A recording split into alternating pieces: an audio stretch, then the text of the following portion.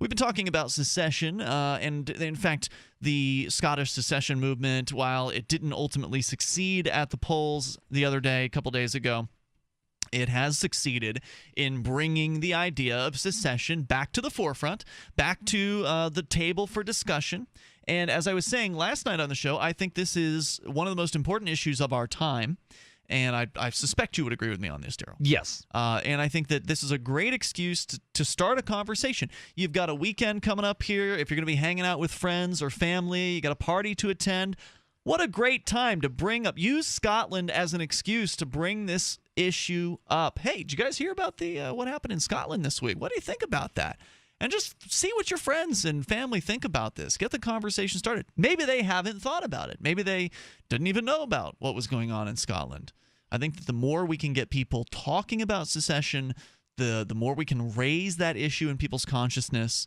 The more we talk about it, the more it becomes real. And I don't know about you, but I want this to be real. I want this to happen.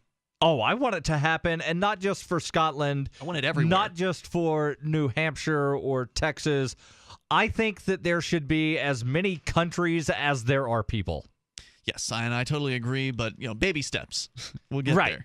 Toll-free number. So, one more country is one more step towards 7 billion countries. Toll-free number is 855-450-FREE. So, shifting from across the pond to here in the United States. Last night, it was a poll that we shared with about 21% of Americans saying they supported a state's right to vote to secede from the United States.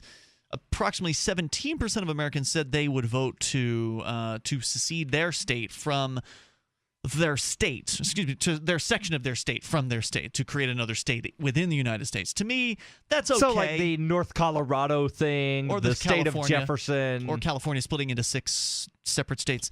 I mean, I support that, but it's not as exciting to me as true secession, which would be to leave the United States and become an independent country at that point. And so that's what this new poll is all about, right, Daryl? There's a fresh poll that just hit today. Yep, fresh poll done by Reuters and Ipsos, and it was conducted between August 23rd and September 16th, and they found that 23.9% of Americans who were polled say that they strongly support or tend to support the idea of their state leaving the U.S.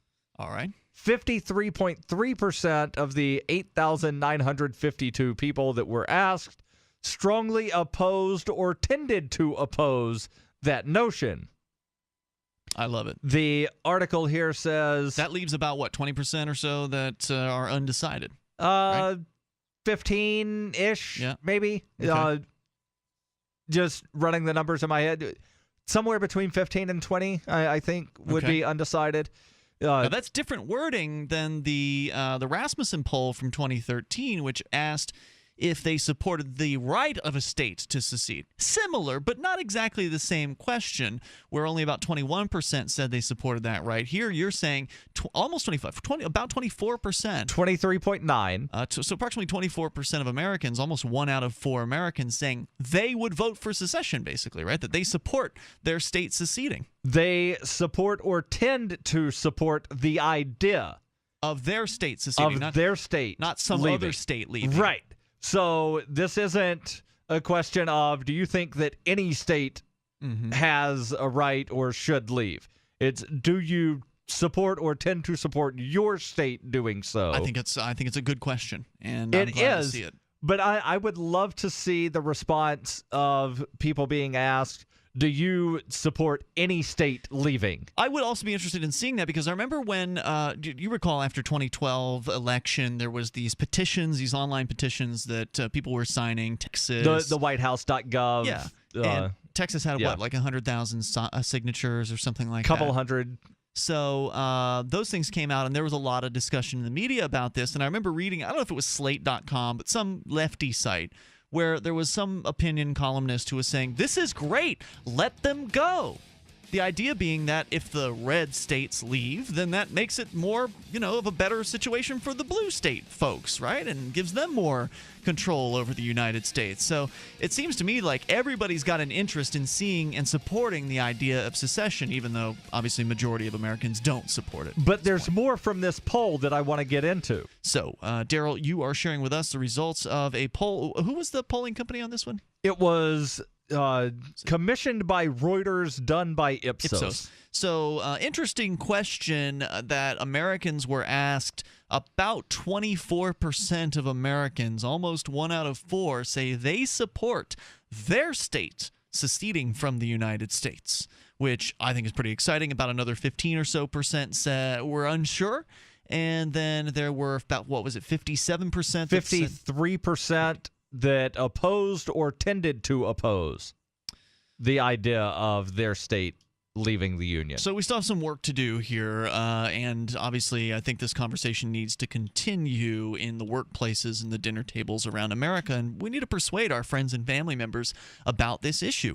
Why would anyone want to stay with the United States federal government? Besides fear, which we went into quite deep last night, the issue of fear-mongering and the fear that the red Chinese are going to invade or that the feds themselves are going to be rolling in tanks. It's always fear is the reason to not secede from the U.S. But to me, if you acknowledge that you're afraid, especially of the federal government, that's a great reason to secede. Why would you want to be under the thumb of a bunch of tyrants? Anyway, there was more from this study here that you wanted to share, Daryl. Yeah, so the author of this article here from Reuters says, the urge to sever ties with Washington cuts across party lines and regions, though Republicans and those from rural western states are generally warmer to the idea. I imagine that would have been different if the poll was done a decade ago. I tend to agree. Yep. Warmer to the idea than Democrats and those in the Northeast. Anger with Barack Obama's handling of issues ranging from healthcare reform to the rise of the Islamic State drives some, with the feeling of Republican respondents citing dissatisfaction with his administration as coloring their thinking. So people are admitting, I just don't like Obama, guys. So I think we'd be better. Yeah. It's not principle that is driving those people. It's not the desire for independence. It's just, they don't like that character in the White House. But others said that long-running Washington gridlock has prompted them to wonder if their state would be better off striking out on their own. One gentleman from South Carolina says, I don't think it makes a whole lot of difference anymore which political party is running things. Nothing gets done. The state would be better off handling things on their own.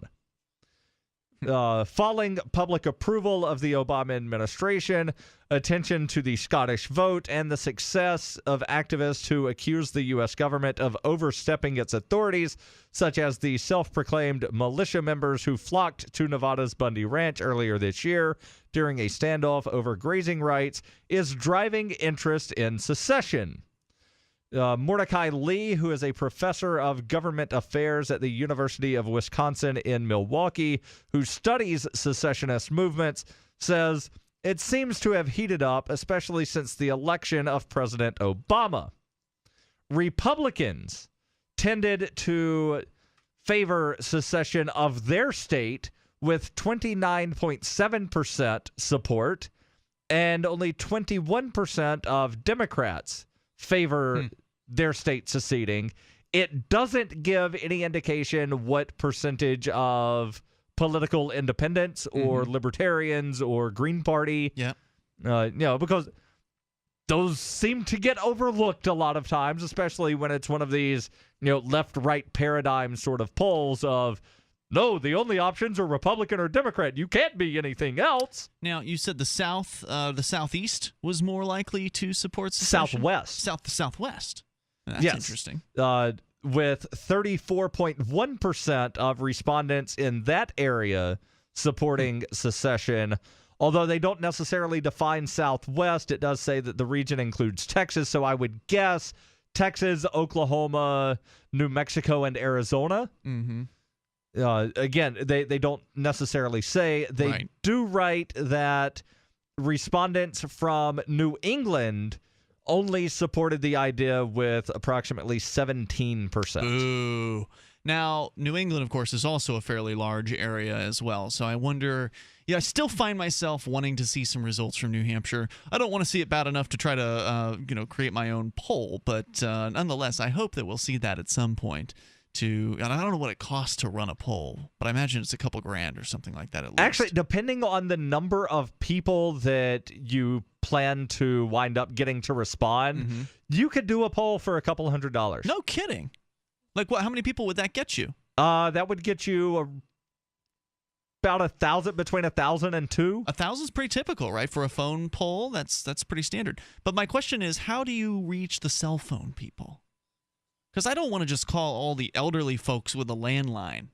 I get calls all the time. From polling companies on your cell? Not necessarily from polling companies, but from the robocall political things, because cell phones are not exempt let me rephrase that. They're not automatically included in the don't call database, and then things that are deemed to be political don't have to follow the do not call registry. Registry. Let's go to Morgan in St. George, Utah, listening to KZNU. Hello, Morgan. You're on Free Talk Live. Hey, guys. Hey, thanks for taking my call. Sure. Hey, I live out in the Southwest, and I just found this conversation so interesting. And as I was thinking about it, I'd be in support of just about every state seceding from the United States. Me Either too. that or get rid of all the, just federal laws and just abide by state law and, have federal for a few things, I suppose. But, I mean, what they've done with this country, and it's not just the current administration, past administrations going back decades. I would dare say going back centuries. Yeah, centuries. And it's just one of those things, here I am on the west side of the United States, and laws are written for things going on the east side of the state that aren't particularly, or the east side of the country that aren't happening over here. And it's like, man, now I got to abide by these laws, even though it's not a problem over here. Well, it just doesn't make sense. I think Mark's example is really stellar. The idea that we here in New Hampshire have more in common with the people in California than we do with the people in Montreal, which are 4 hours away from us, is ridiculous.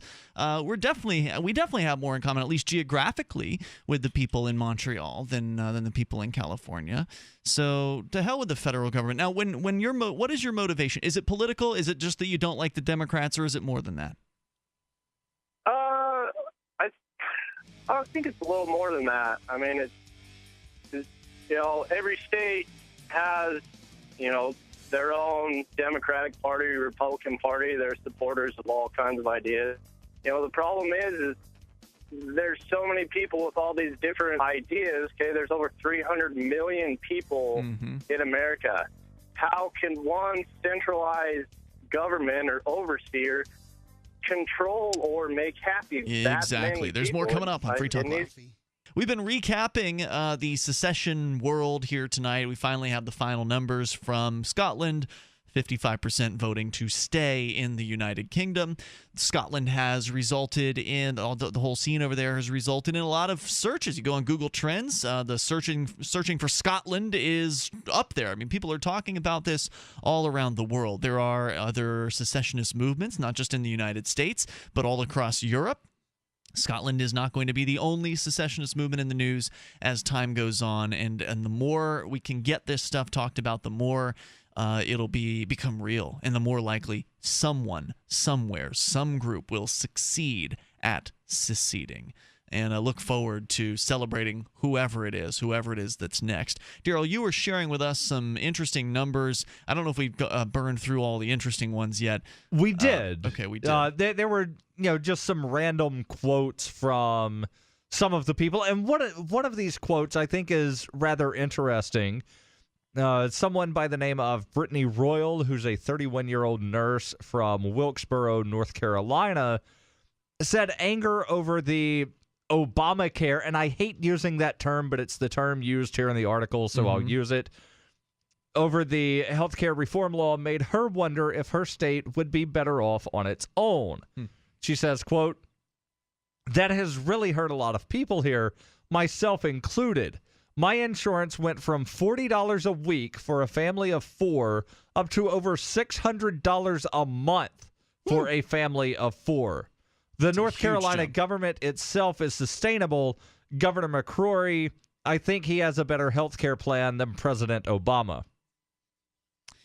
Yeah, I hope that we see more of this. Otherwise we can just continue staying in the United States and continue paying for wars that just gin up more violence against people here in this country, around the world. Free Talk Live, 7 nights a week from 7 to 10 Eastern, live on the Liberty Radio Network at LRN.FM.